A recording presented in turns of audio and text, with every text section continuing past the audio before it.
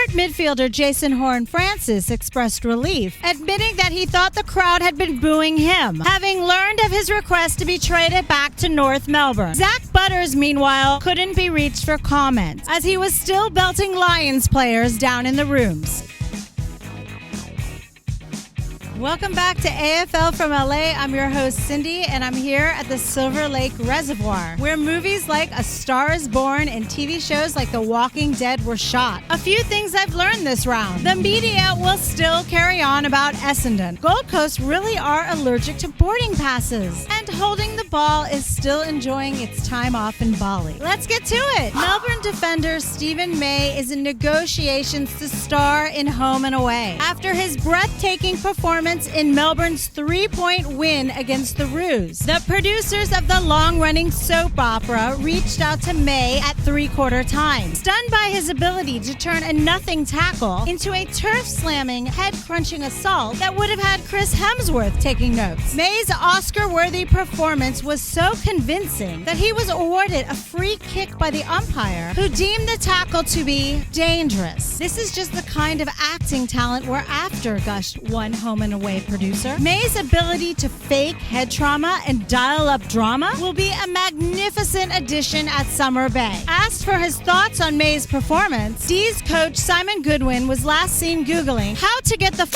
out of a sports stadium without being seen, while midfielder Clayton Oliver reportedly fumed, "What about me? I've been pretending to be an AFL player all year. I've got talent." The D's go to 8-6 and now sit just outside the 8. They've got the Lions up next at the Gabba, a must-win. Can't wait to see what kind of performance May and the boys decide to deliver at that one. Chris Scott has blamed Geelong's heavy cloud coverage for his failure to see that his team had been teetering on the edge of a cliff. Speaking in the presser, the coach said, "One minute it was sunny skies and premierships. The next, we're plummeting faster than Stephen May's head to the ground." Scott's comments come after the Cats' 63-point smashing at the hands of Carlton. It leaves the 2022 Premiers with just one win since round 7 and a growing suspicion that someone had replaced their Gatorade with prune juice. Tom Stewart, meanwhile, expressed surprise that it had taken opposition coaches this long to cotton on to his existence on the field, admitting that winning All-Australians and best and fairest had become as easy as spotting a Geelong player over 30. He then confessed to having experienced loneliness on the field and even questioned if he had had bad breath, before saying he was relieved to now be, quote, being treated like everybody else. The Cats go to 8-6 and have lost 4 of their last 5. They've got the Bombers up next, then the greatest 13th place team of all time, Hawthorn. And if that wasn't bad enough, then it's Collingwood at the G. Yikes. Port Adelaide chairman David Koch has expressed outrage at his team's 79-point loss to Brisbane, vowing that senior coach Ken Hinkley will only be re-signed for 5 years instead of 10. His radical words came on the back of Hinkley being booed by the usually polite Port fans, after the Power conceded 10 straight goals for the first time since 2011. Or as Travis Boak likes to put it, the good old days. Speaking after the game from a secure bunker, Port midfielder Jason Horne-Francis expressed relief, admitting that he thought the crowd had been booing him, having learned of his request to be traded back to North Melbourne. Zach Butters, meanwhile, couldn't be reached for comment, as he was still belting Lions players down in the rooms. Hinkley said he hoped the new contract would put Port fans at ease, assuring them that Kashi had the right man for the job. Asked if Kashi was still the right man for the job at Port, Ken said he had an Uber to catch. And if you're enjoying the channel, why not become an AFL from LA supporter?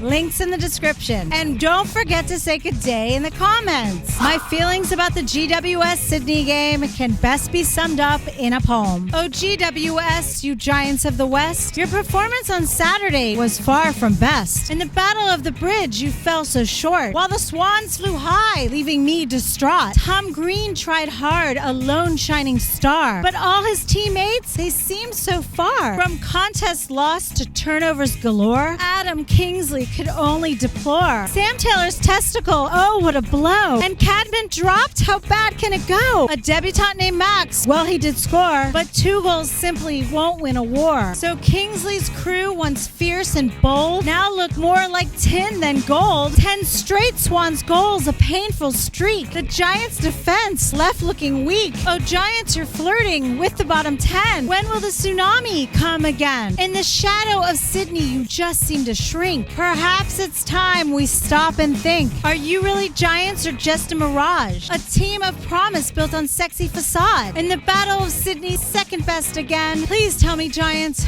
are you going to contend?